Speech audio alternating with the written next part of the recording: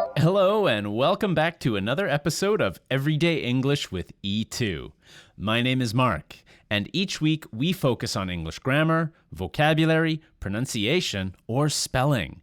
And this week it's all about the pronunciation of numbers.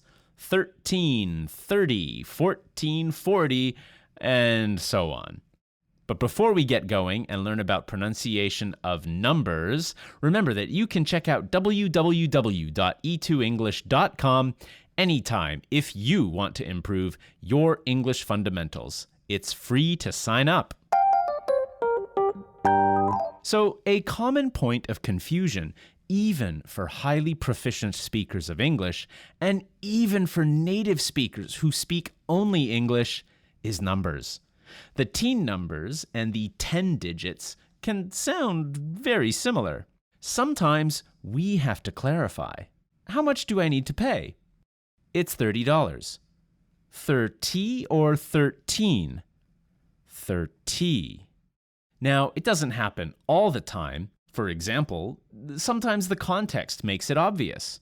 Like, I graduated from middle school when I was 13. Or, the Berlin Wall came down over 30 years ago.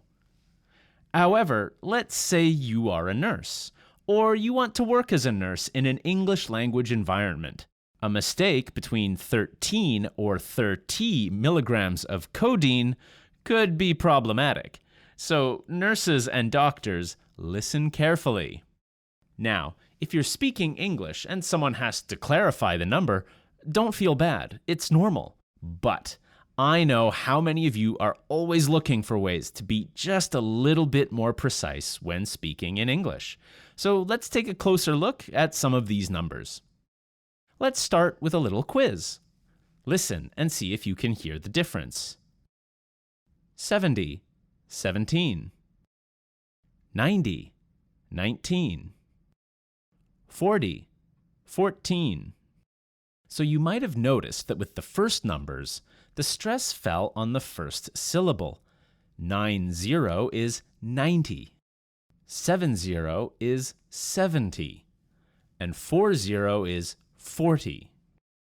With the teen numbers, the stress is on the second syllable, and it stretches out a bit. 19. 17. 14.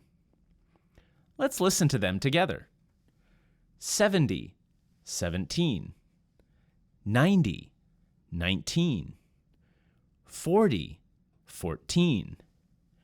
Did you hear the difference? Now, some of you may also have noticed another difference.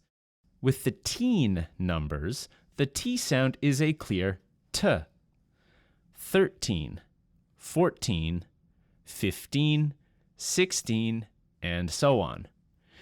Conversely, the 10 numbers have more of a D or D sound. 30, 40, 50, 60, and so on. And also, and particularly in American and Canadian English, you'll hear 20 pronounced with no D or T sound. 20, 21, 22, 23. But either 20 or 20 are fine. One more thing, with the teen numbers, you definitely want to hit that N sound at the end. 13, 14, 15. That N sound is made by hitting the tongue up against the top teeth in your mouth. 13, 14, 15. In the 10 numbers, it's just not there. 30. 40, 50. And finally, sometimes when counting, you might hear the teen numbers with stress on the first syllable. 13, 14, 15.